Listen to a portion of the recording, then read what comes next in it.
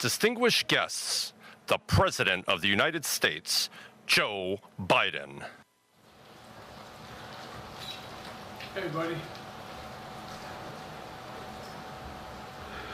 Thank you. Please be seated. Well, good evening. We just concluded this year's NATO summit, and the consensus among the members was it was a great success. It was especially momentous because it represented the 75th year of the most important military defense alliance in the world's history of the world. We should never forget that NATO grew out of the wreckage of World War II, the most destructive war in history. The idea was to create an alliance of free and democratic nations that would commit themselves to a compact of collective defense. Standing together, they knew we'd all be safer. An attack on one would be treated as an attack on all. And it's worked because a would-be aggressor knows if they attack one of us, they'll be attacked by all of us. Sending that message is the best way to deter aggression and prevent wars in the first place.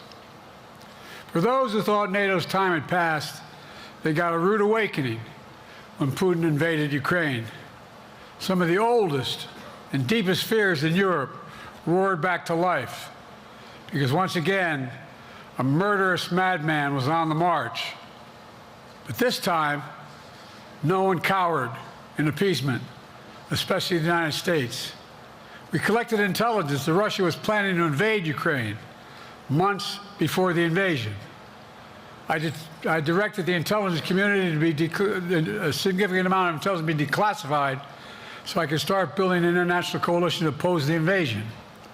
Then in February, some of you remember, I warned the world that the invasion was imminent.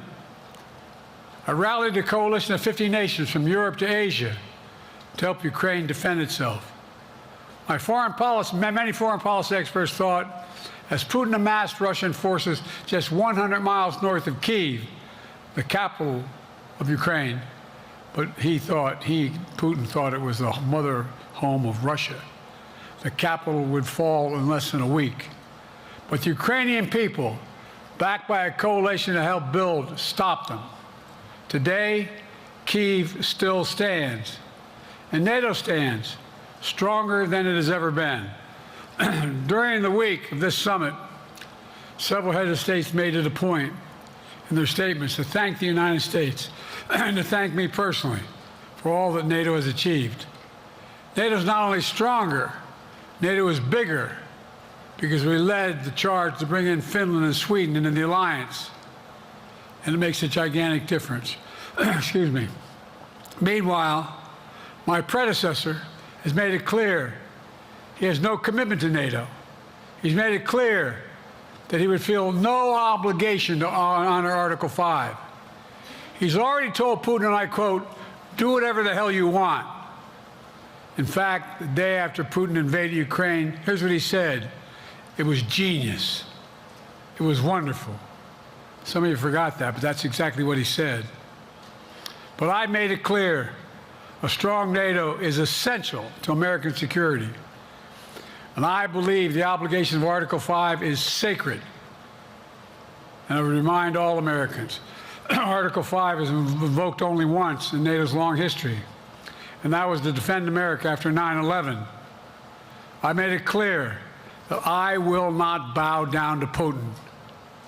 I will not walk away from Ukraine. I will keep NATO strong. That's exactly what we did, and exactly what we'll continue to do.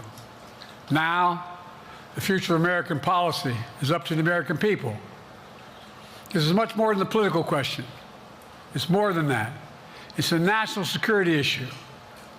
Don't reduce this to the usual testament that people talk about, issues of being a political campaign. It's far too important.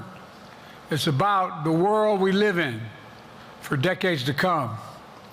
Every American must ask herself or himself, is the world safer with NATO? Are you safer? Is your family safer? I believe the American people know. The answer to all those questions is yes. And I believe the American people understand that America is stronger because of our alliances. I believe the American consensus from Truman to Reagan to me still holds today. America cannot retreat from the world. We must lead the world. We are an indispensable nation, as Madeleine Albright wrote. Now let me turn to three other key issues. Just this morning, we had a great economic report showing inflation is down. Overall prices fell last month. Core inflation is the lowest it's been in 3 years. Prices are falling for cars, appliances, and airfares. Grocery prices have fallen since the start of the year. We're going to keep working to take down corporate greed to bring those prices down further. Meanwhile, Trump's calling for a 10% tariff on everything Americans buy, including food from overseas, vegetables, and other necessities. And economists tell us that that would cost the average American working family another $2,500 a year. It's a tax of $2,500 a year. Second, our efforts to secure the border, southern border, is working.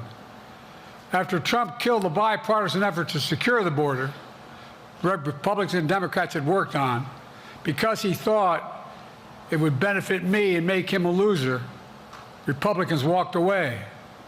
So I took executive action last month. As a consequence, working with Mexico, border encounters have gone down over 50%. The current level is lower today than when Trump left office. Third, for months, the United States has been working to secure a ceasefire in Gaza, to bring the hostages home, to create a path for peace and stability in the Middle East. 6 weeks ago, I laid out a detailed plan in writing. It was endorsed by the UN Security Council, the G7. That framework is now agreed on by both Israel and Hamas. So I sent my team to the region to hammer out the details. These are difficult, complex issues. There's still gaps to close, but we're making progress. The trend is positive, and I'm determined to get this deal done and bring an end to this war, which should end now. Let me conclude where I began. We're the United States of America. We are the indispensable nation. Our leadership matters. Our partnerships matter. This moment matters. We must rise to meet it. With that, I'll take your questions. I've been given a list of people to call on here. Reuters, Jeff Mason.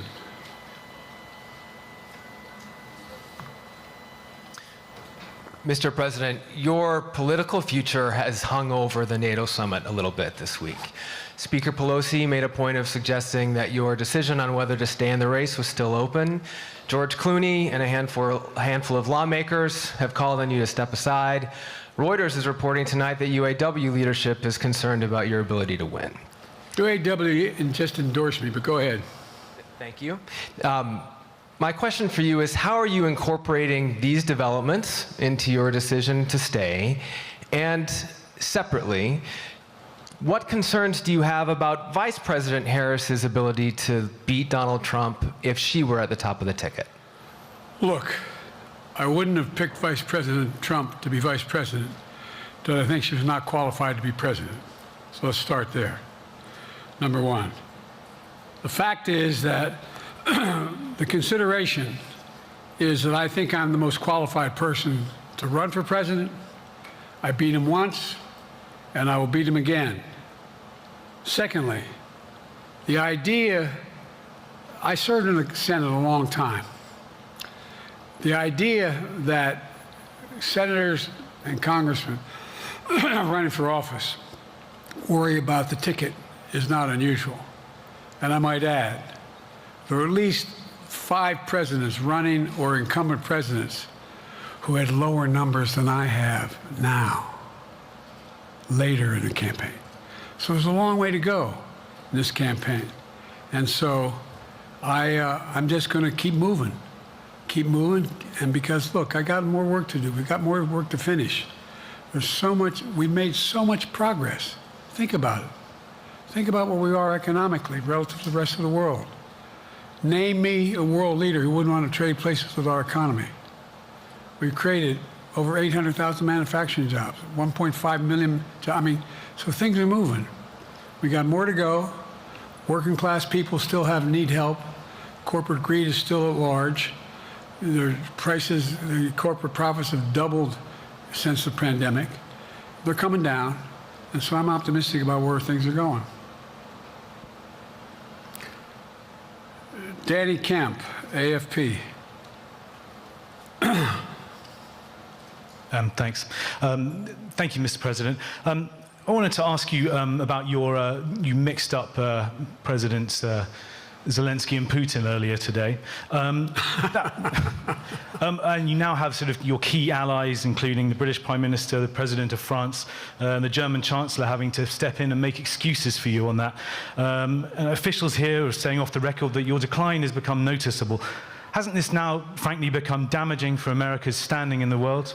Thank you. Did you see any damage to our standing in my leading this conference? Have you seen a more successful conference? What do you think? And the Putin piece, I was talking about Putin, and I said, and now, at the very end, I said, here, I mean, Putin. I said, oh, no, I'm sorry, Zelensky. And then I added 5 other names. Look, guys, the idea anybody suggests that we haven't had an incredibly successful conference.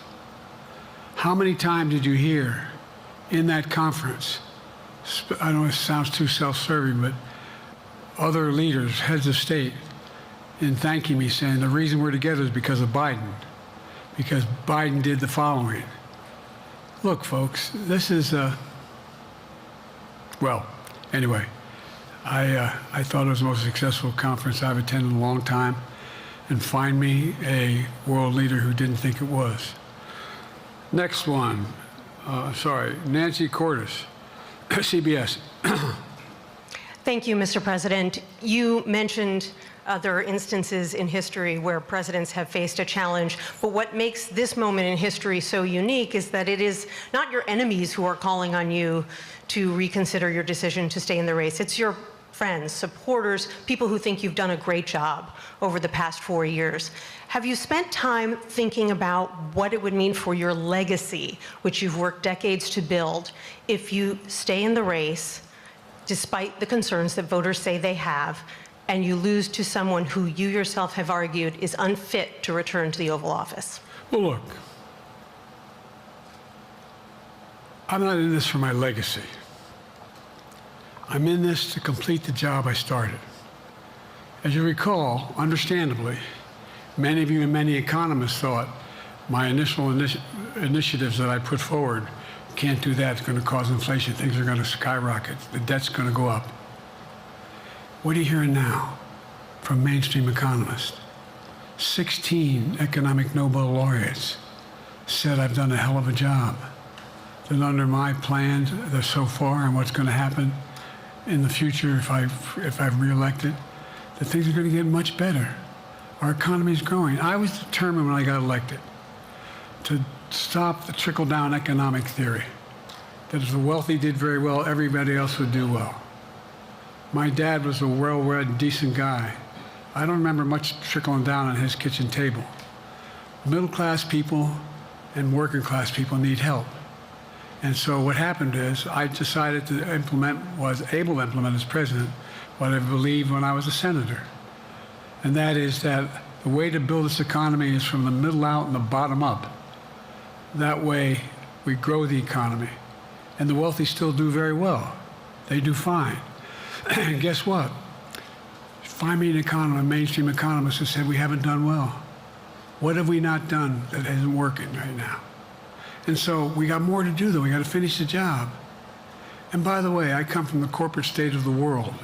Delaware has more corporations registered in Delaware than every other state in the nation combined. I'm not anti-corporate, but corporate profits have doubled since the pandemic, doubled. It's time things get back in order a little bit. It's time, for example, if I'm reelected, we're going to make sure that rents are kept at 5% increase of corporate rents for apartments and the like and homes are limited to 5%. We're going to make a lot of changes that I've been talking about because we're going to continue to grow this economy. And by the way, remember how I got so roundly criticized for being so pro-union, not labor, union. Well, guess what? I've been the most pro-union labor president in history. Not a joke. And guess what? We had the Treasury Department do a study. When unions do better, everybody does better. Everybody does better. And we talk about how, for example, remember when we talked about getting the computer chip industry back in the United States? Used to be 40% of the industry. We invented the chip. 40% of the industry was in the United States. And former presidents decided that the best way to do it is find the cheapest labor in the world, send the product over there, and import what the product was. And so what did I do? I was told not to go over to to Asia, including Europe, but Asia. And I remember going to South Korea, convincing them to invest $20 billion in the United States to build computer chip factories. And I asked why when they finally decided to do it. And the answer was because you have the safest economy in the world and you have the best workers in the world. So the whole idea here is we've invested, there's over $50 billion in investment in computer chip manufacturing just coming in the bean. None of you thought that would happen. None of you thought that would happen. But it's happening. It's happening. And it's going to grow economies. All through, and by the way, red states and blue states. Manufacturers as much in red states as in blue states. I've made no distinction. So my generic point is that the idea that we can't continue to build and grow the economy, make it fairer. And like I said, from my standpoint, when the middle class does well, that's when the whole economy grows. The poor have a shot, the wealthy do well, but the wealthy got to start paying their taxes. As a follow-up, sir, you mentioned that your Vice President Kamala Harris would be ready to serve on day one. Can you elaborate on that?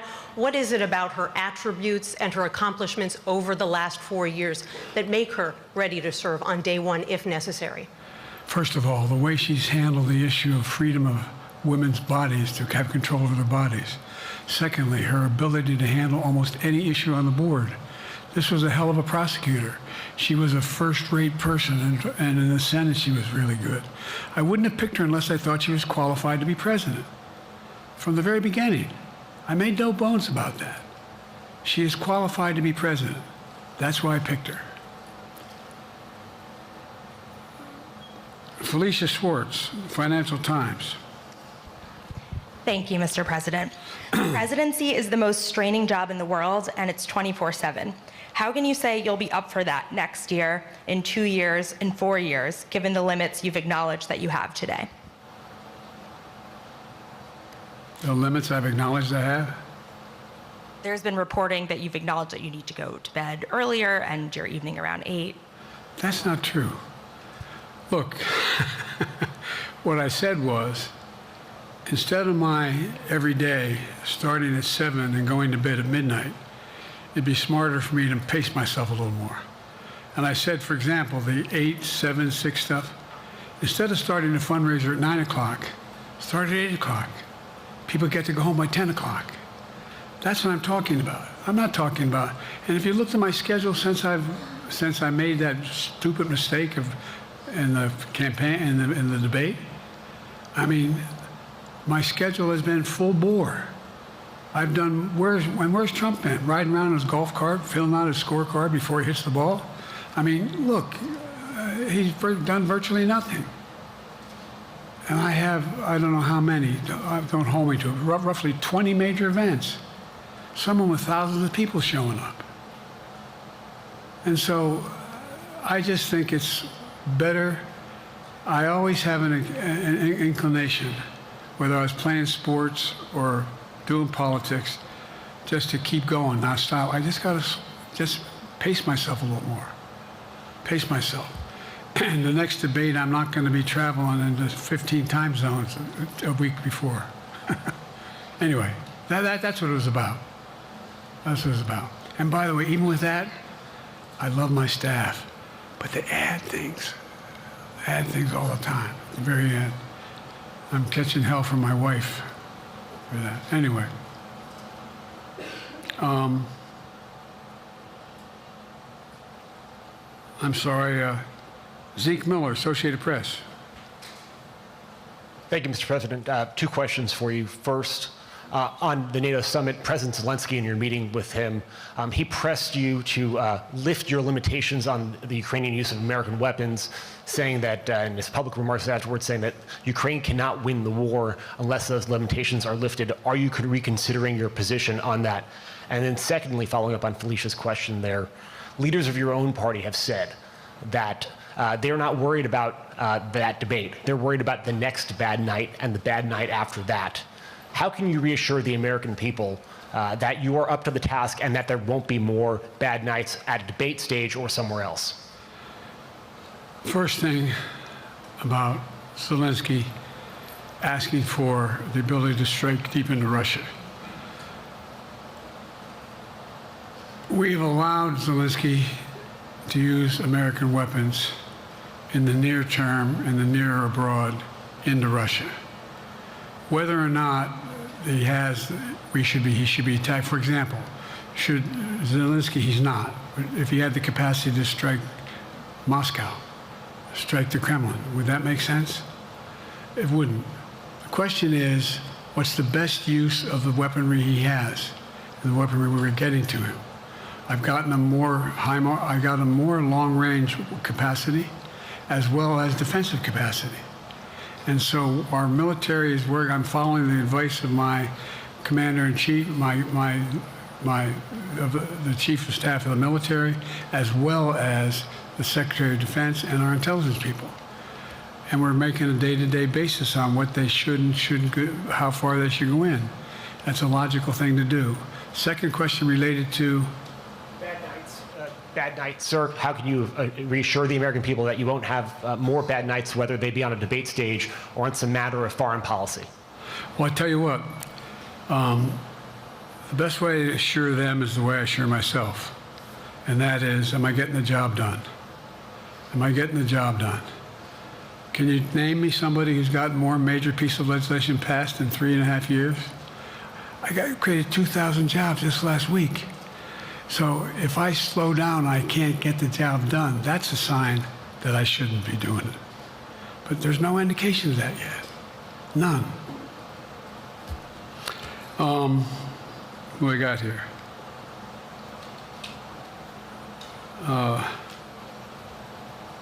Merrick, Pulaski Radio. Thank you, Mr. President. How are you? I'm well. The elections in the US have consequences around the world. You have pretty high standing in Europe. I just asked President Macron about you, and he said we are happy to have him as the President of the United States. But there is a concern. Many people in Poland and across Europe are worried that the former president may win the election. And there's a lot of concern that Donald Trump may weaken NATO, stop supporting Ukraine, or push Ukraine to give up territories to Russia. They're correct. And yourself was warning just a few minutes ago about it. So my question is, do you think that Europe will be left on its own if Donald Trump wins the election?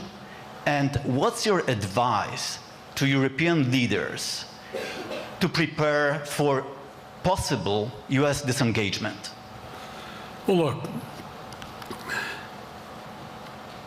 I think, how can I say this without sounding too self-serving? I'm not having any of my European allies come up to me and say, Joe, don't run. What I hear them say is, you've got to win. You can't let this guy come forward. He'd be a disaster. He'd be a disaster. I mean, I think he said in one of his rallies, don't hold me to this, recently, where NATO, I just learned about NATO or something to that effect. Foreign policy has never been his strong point. And he seems to have an affinity to people who are authoritarian. That worries, as I tell you from Poland, that worries Europe. That worries Poland. And nobody, including the people of Poland, think that if he wins in Ukraine, he's going to stop in Ukraine, that that's going to be the end of it.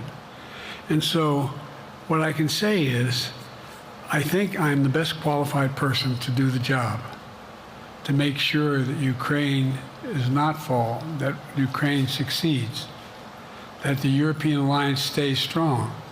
You may recall, no one was talking about Finland joining NATO. I remember talking to Putin right after we got elected in Geneva, and he was talking about what we should do. We couldn't be in Eastern Europe, etc. And I said, you're looking for the Finlandization of Ukraine, because you're going to get the NATOization of Finland. And about 4 weeks later, I got a call. No, that's not true. Probably 5 months later, from the president of Finland, could he come and see me? In my office. I invited him to the Oval Office. We sat down and talked. He said he wanted to join NATO. Could I help? And I did. It wasn't automatic. And then I got a call from the Swedes. I beg your pardon?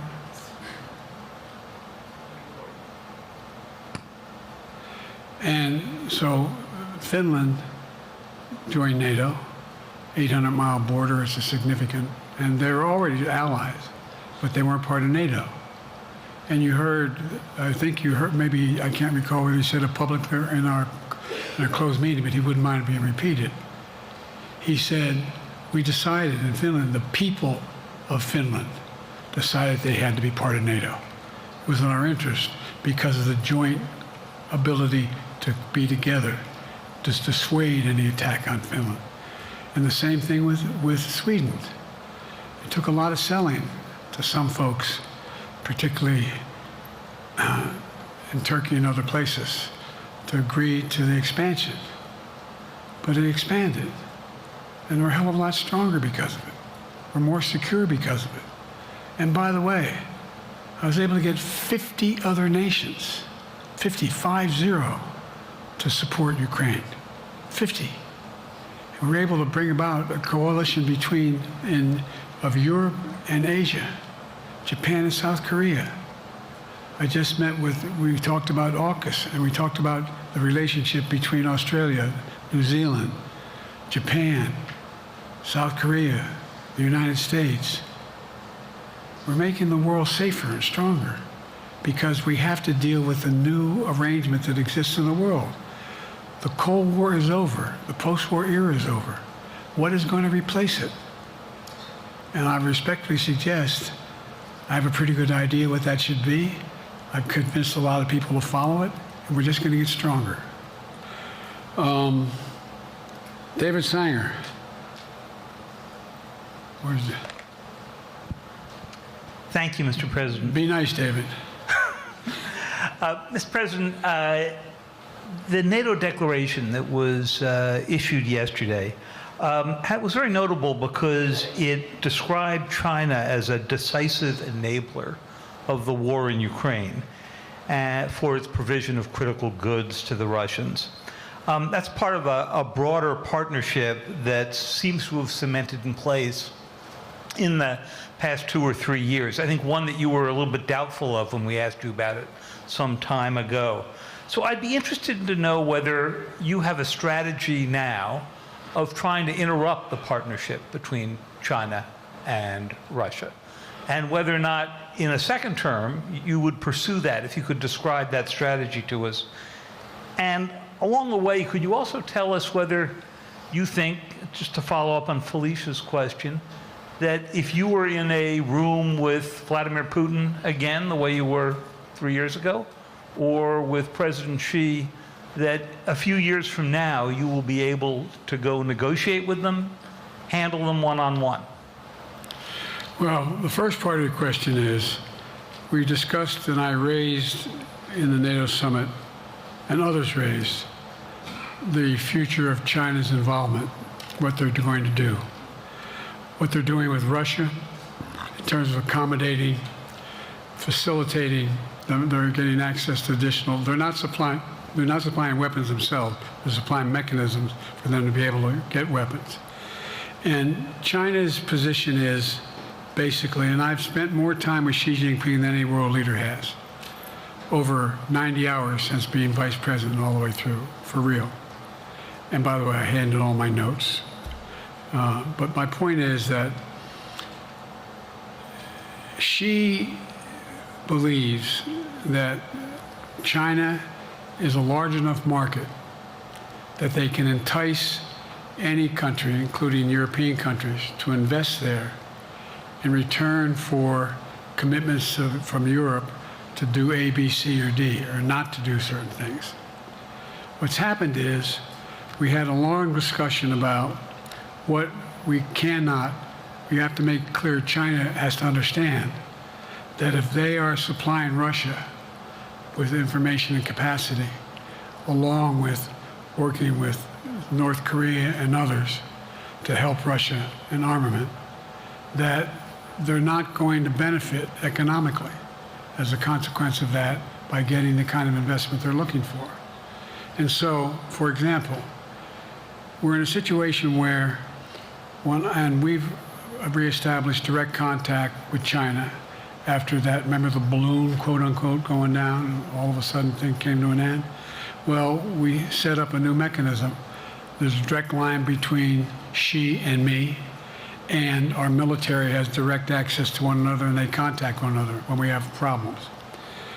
The issue is that we have to make sure that Xi understands there's a price to pay for undercutting both the Pacific Basin as well as Europe, and as it relates to Russia and dealing with Ukraine. And so for example, if you want to invest in China, as you know this area really well. If you want to invest in China, you have to have a 51% Chinese owner. You have to make sure that you do by their rules, and you don't have the authority, and that you have to provide all access to all the data and information you have.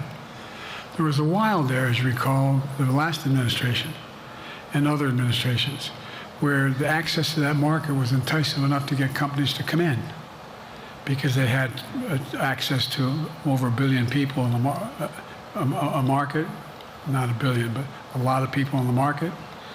And so they were doing it. But that got curtailed when we started saying we're going to play by the same rules. For example, the idea they don't abide by the international rules related to subsidizing products by the government funding. So guess what? They're not going to be able to export their electric vehicles to the United States without a significant tariff. Others are doing the same thing around the world. But it is a concern. It is a concern that you have both China, North Korea, Russia, Iran, countries that are not necessarily coordinated in the past, looking to figure out how they can have impact. Interrupt that impact? Yes, I do, but I'm not prepared to talk about the detail of it in public. And I think you'll see that some of our European friends are going to be curtailing their investment in Russia. In China, as long as China continues to have this indirect help to Russia in terms of being able to help their economy as well as help them in, as a consequence of that, their ability to fight in Ukraine. The other thing that we talked a lot about is that, and I raised it, and I didn't hear any. I can't swear that everyone agreed because not everyone got to talk about it. But we need a new industrial policy in the West.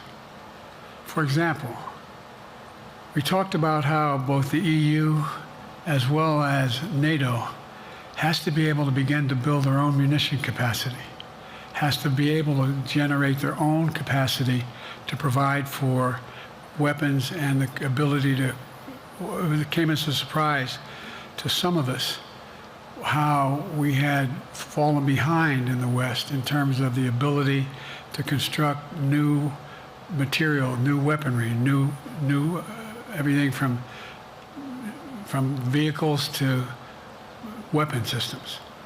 And so one of the things that came out of this was we're going to be meeting again with a number of my colleagues, my European colleagues, is what do we do to increase the capacity of the West, particularly in Europe and Japan, to be able to generate the kind of ability to produce their own weapon systems. Not just for themselves, but to be able to generate that. It's the same, it's what Russia's trying to figure out. That they went to China and they didn't get the weapons, but then they went to North Korea. But we're going to be in a position where the West is going to become the industrial base for to be able to, the ability to have all the defensive weapons that we need. That was a discussion as well. Mr. President, I'm not sure you answered on whether you would be ready to go deal with Putin and Xi 2 or 3 years from now. I'm ready to deal with them now and 3 years from now. Look,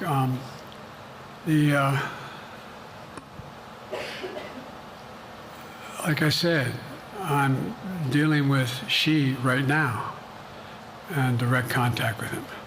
I have no good reason to talk to Putin right now.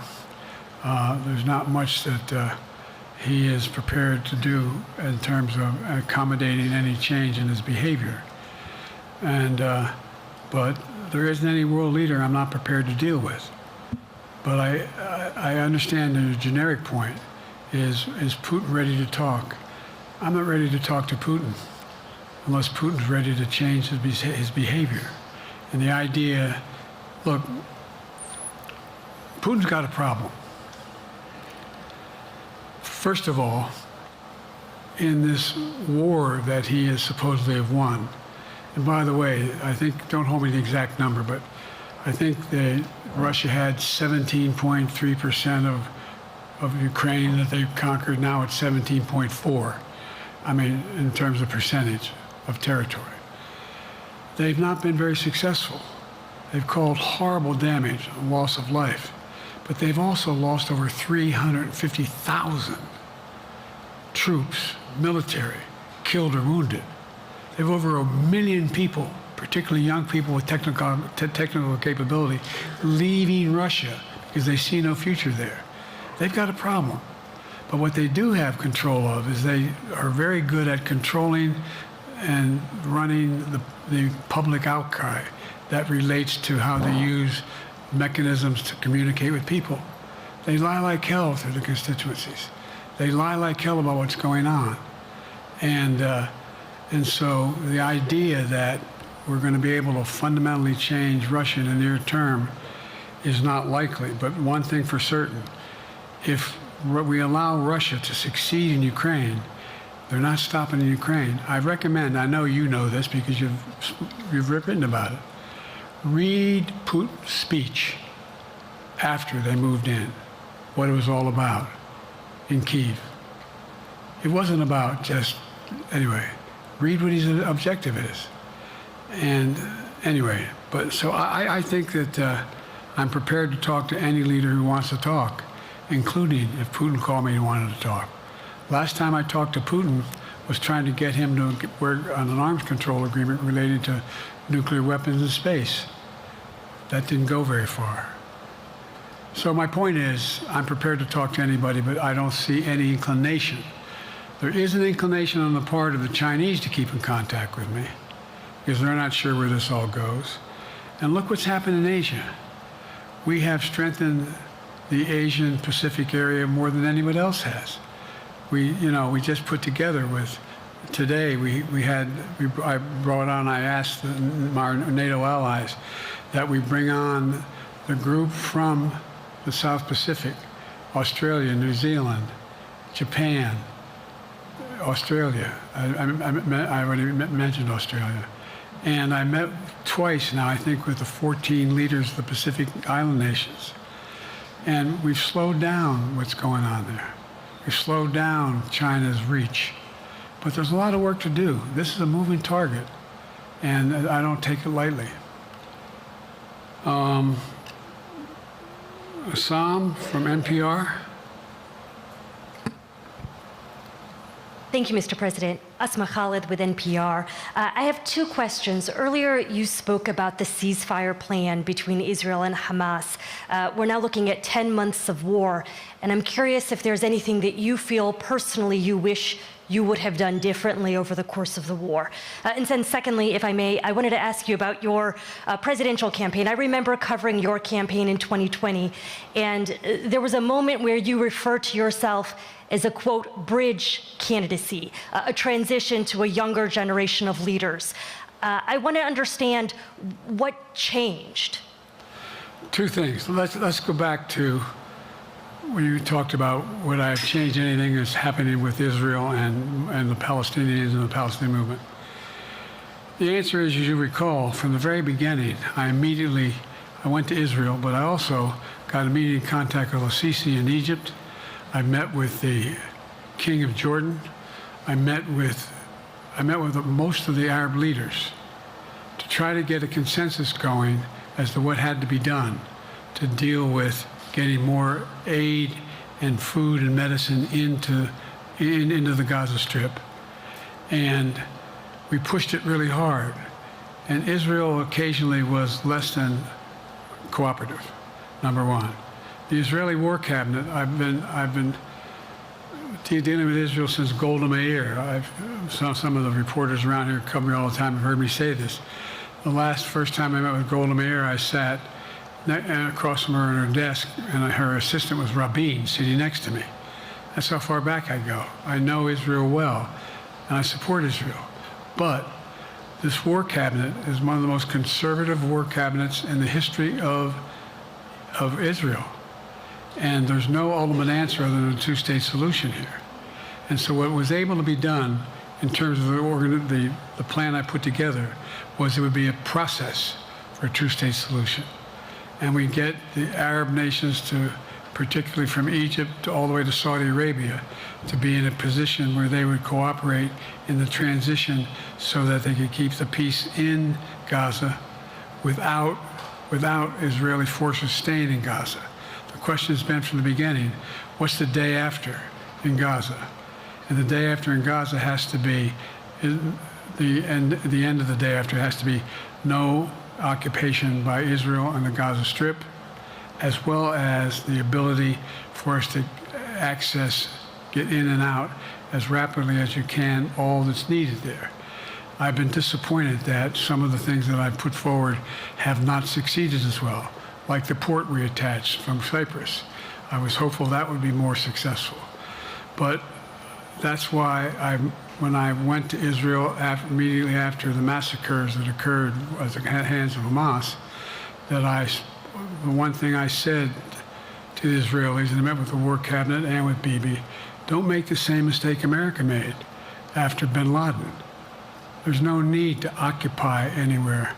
Go after the people who did the job. You may recall, I still get criticized for it, but I was totally opposed to the occupation and trying to unite Afghanistan. Once we got bin Laden, we should have moved on, because it was not no one's ever going to unite that country. I've been over every inch of that, not every inch, the entirety from the poppy fields all the way to the north. I said, don't make the same mistake we made. Don't think that's what you should be doing, is doubling down. We'll help you find the bad guys, Sinwar and company. And all this criticism about I wouldn't provide when the weapons they needed. I'm not providing them 2,000-pound bombs. They cannot be used in Gaza or any populated area without causing great human tragedy and damage. But remember what happened when you had the attack on Israel with rockets and ballistic missiles. I was able to unite the Arab nations as well as Europe, and nothing happened. Nothing got hurt. It sent an incredible lesson to what was going on from the Middle East. So there's a lot of things, in retrospect, I wish I had been able to convince the Israelis to do. But the bottom line is we have a chance now. It's time to end this war. It doesn't mean walk away from going after Sinwar and Hamas. And if you notice, you know better than most, there is a growing dissatisfaction on the West Bank from the Palestinians about Hamas. Hamas is not popular now. And so there's a lot of moving parts. I just have to keep moving to make sure that we get as much done as we can toward a ceasefire, and get those. And by the way, look at the numbers in Israel. I mean, my numbers are better in Israel than they are here. But then again, they're better than a lot of other people here too. But anyway. Bridge candidacy in 2020, you referred to yourself as being a bridge candidate for a younger, fresher generation of Democratic leaders, and I wanted to know what changed. What changed was the gravity of the situation I inherited in terms of the economy, our foreign policy, and domestic division. And I think, I won't put words in anybody's mouth, most presidential historians give me credit for having accomplished more than most any president since Johnson and maybe before that to get major pieces of legislation passed. And what I realized was my long time in the Senate had equipped me to have the wisdom to know how to deal with the Congress to get things done. We got more major legislation passed that no one thought would happen. And I want to finish it, to get that finished. If tomorrow, if we had a circumstance where there was a lineup and I hadn't inherited what I did and we just moved things along, anyway, it's going to change. Last question. Haley Bull, Scripps.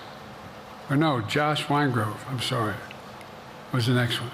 I'll do 2 more questions. Thank you, Mr. President. Many of your colleagues, Democrats on the Hill, are watching tonight as they assess what they want to say about your candidacy. I'm wondering how you're thinking of this right now. It seems like your answer is clear, but they're watching how things go tonight, tomorrow in Michigan, next week in Texas and Nevada. Are you thinking that way about how the next week or 2 goes would inform your... Am I using that way, you said? Are you thinking that way about how the next 2 weeks go? Will that affect your decision, or are you fully determined on running in November as the party's nominee? I'm determined on running, but I think it's important that I allay fears by let them see me out there. Let me see them out, for the longest time it was, Biden's not prepared to sit with us unscripted. Biden's not prepared to, anyway. And so what I'm doing is, and I've been doing, I think we've done over 20 major events, from Wisconsin to North Carolina to demonstrate that I'm going out in the areas where we think we can win, where we can persuade people to move our way, or people are already there. And then look, the other thing is, we have the most extensive campaign organization of anybody's had in a long, long time. We have well over 1,000 volunteers knocking on doors, making phone calls, making tens of thousands of phone calls. We have headquarters, I forget exactly how many, I don't want to cite a number and then find out I'm off, but we have scores of headquarters in all the toss-up states. We're organized, we're moving, and that's awful hard to replace in the near term. And here's the other thing. I was in the Senate a long time. Very proud of what I've done in the Senate. I was chairman of the Foreign Relations Committee for a long time, and I was chairman or ranking member and chairman of the Judiciary Committee.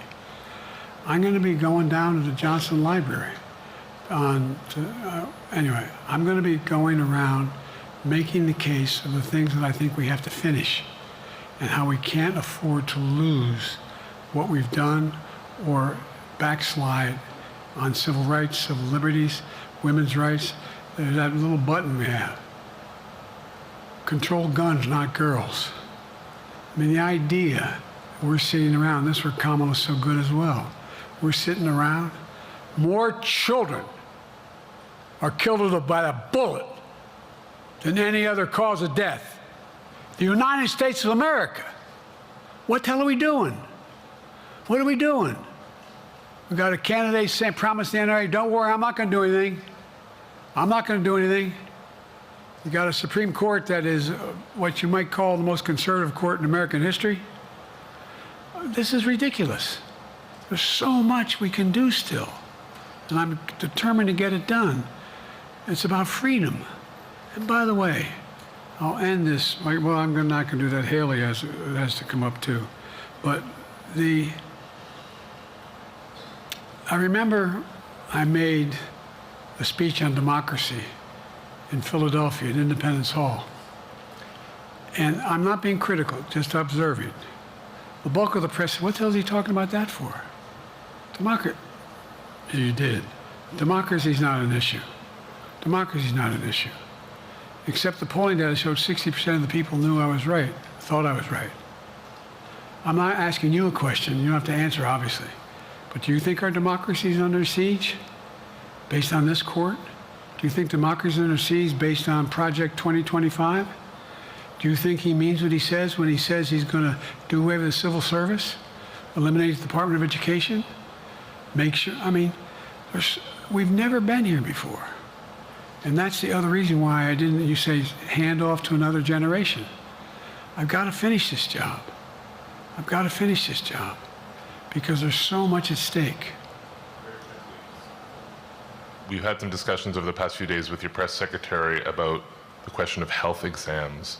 And you said you take a cognitive test every day in this job. Are you open to taking another physical or test before the election? Governor Whitmer of Michigan, for instance, said it wouldn't hurt to take a test. Well, look, two things. One, I've taken 3 significant and intense neurological exams by a neurologist. In each case, as recently as February. And they say I'm in good shape, okay? Although I do have a little problem with my left foot because it's not as sensitive because I broke my foot and didn't wear the boot. But I'm good. I'm tested every single day about my neurological capacity to do decisions I make every day. You talk to my staff, all of you talk to my staff. Sometimes my staff talks a lot. But the fact of the matter is, I don't think you have them telling you that all the major ideas we've undertaken haven't been in part initiated by me. I remember when the staff and I said, I'm going to go to South Korea, we're going to get the chip. What are you doing? I'm going to get Japan and Korea back together again after essentially having hostilities toward one another since the end of World War II. I'm going to move and see that we can expand it. You know, the only thing age does is help you with it, creates a little bit of wisdom if you pay attention.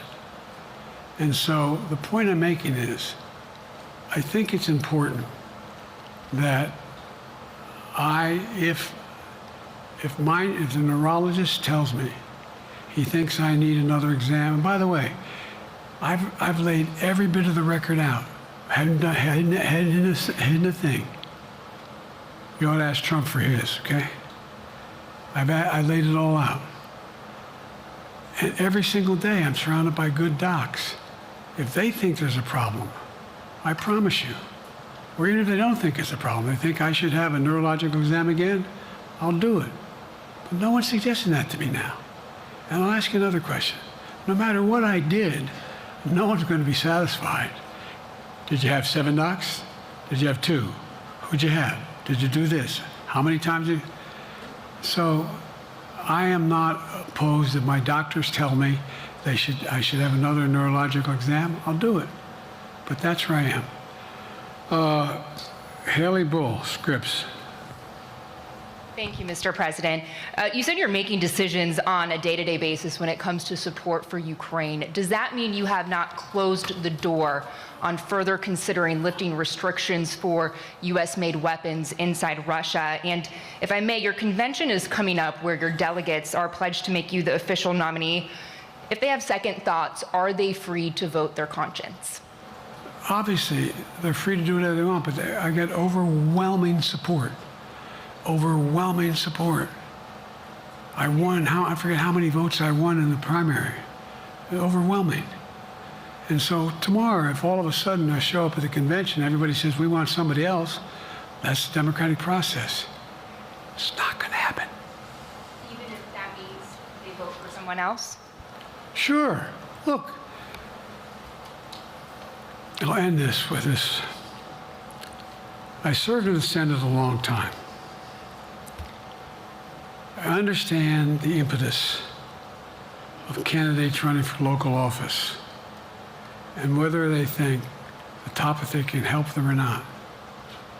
In my state of Delaware, which was a very, at least a purple, it was a red state when I started, in terms of we now talk red and blue.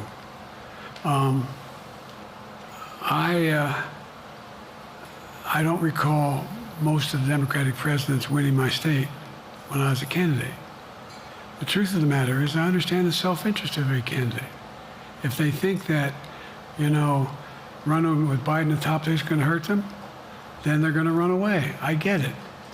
But so far, go and look at the polling data in their states.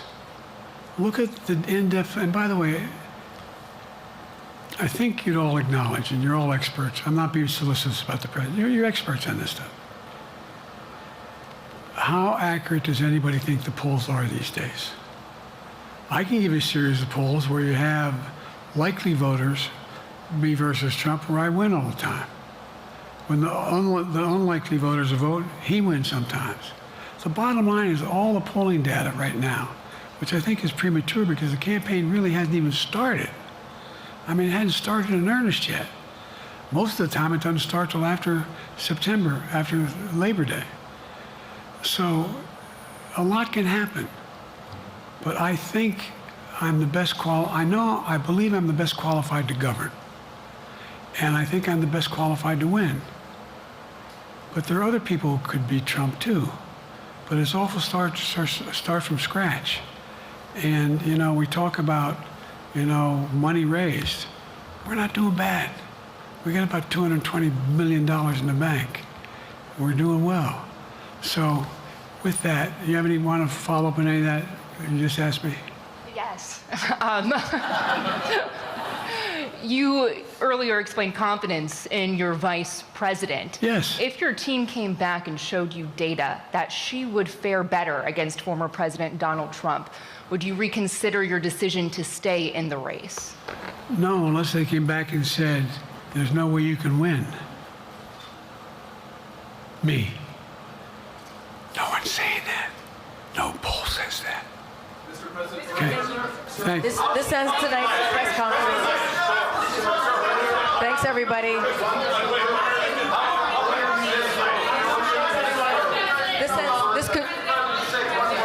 This concludes. Respectfully, earlier you misspoke in your opening answer. You referred to Vice President Harris as Vice President Trump.